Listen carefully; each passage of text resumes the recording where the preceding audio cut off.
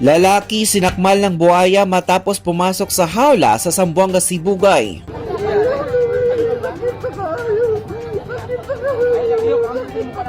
Sugatan na isang 29 anyos na lalaki matapos sakmalin ng buhaya sa loob mismo ng hawla nito sa Kabog Mangrove Park, Zay, Zamboanga, Sibugay.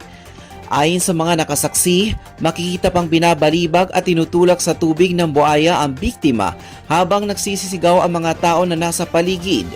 Lumabas sa imbestigasyon ng pulisya na kusang pumasok sa kulungan ang lalaki matapos niyang akalaing laruan lamang ang buhaya. Agad na rumusponde ang mga pulis, rescue team at may-ari ng buhaya upang sagipin ang biktima.